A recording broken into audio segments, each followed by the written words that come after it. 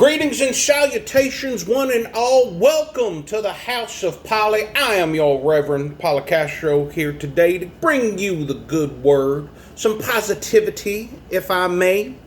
You know, in the world today, there's a lot of troubling times.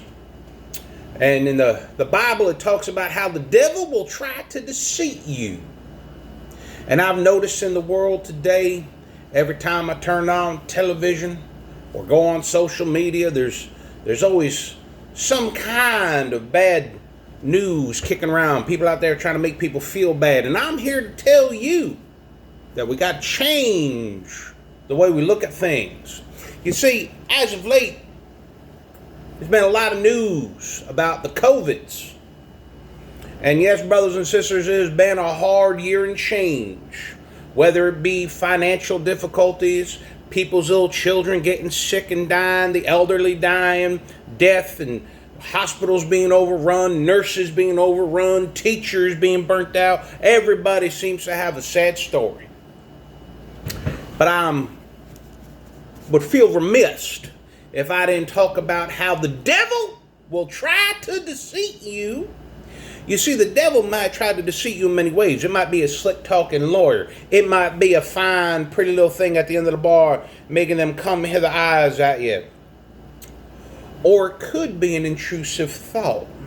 But as of late, the devil has found a new tool to try to deceive you. And what tool may that be?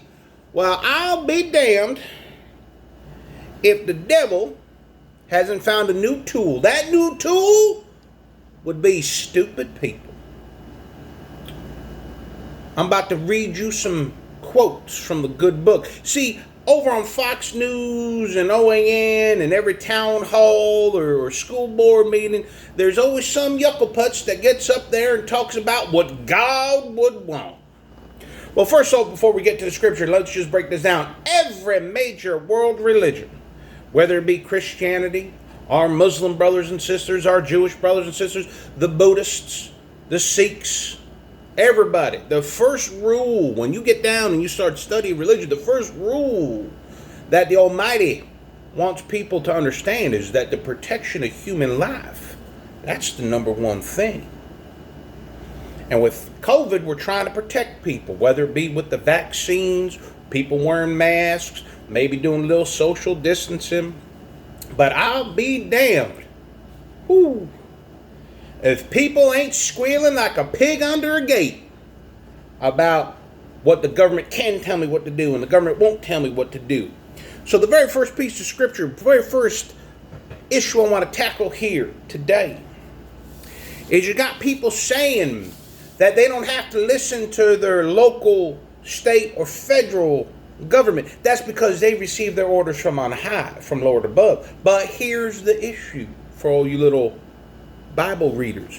If you were to actually read the good book, as I have, also you can Google it. I'm going to refer to you to part of the Bible called Romans. In particular, Romans 13, verse 1 and 2. Obey the government, for God is the one who has put it there. There is no government anywhere that God has not placed in power. So those who refuse to obey the law of the land are refusing to obey God, and punishment will follow. We go further. Where people say, well, the Bible doesn't say anything about wearing masks and socially distancing. The Bible. Well, another part of the Bible that I would like to refer you to would be Leviticus 13, 45 and 46. Anyone with such a defiling disease must wear torn clothes. Let their hair be unkempt and cover the lower part of their face. They must live alone. They must live outside the camp. See, the problem with the Bible, folks, is that it's a book, just like any other book. And I know that might be triggering for some people.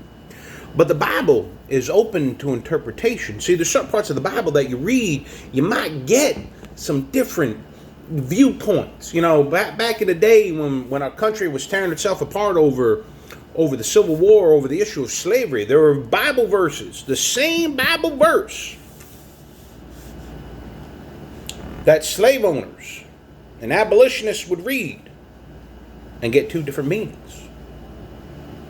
See, there's certain parts of the Bible, if you read the Bible, it's okay for me to hit my children.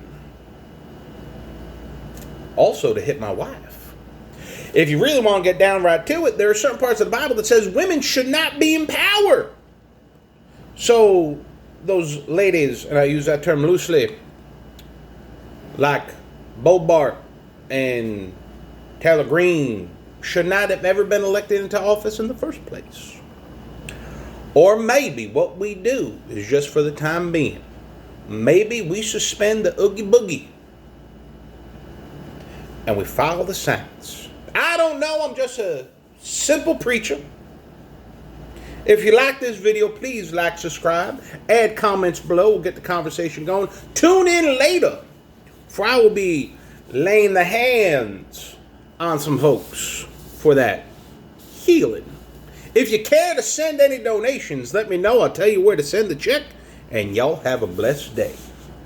Now, if you'll excuse me, I got to go make sure the sacramental wine is up to par.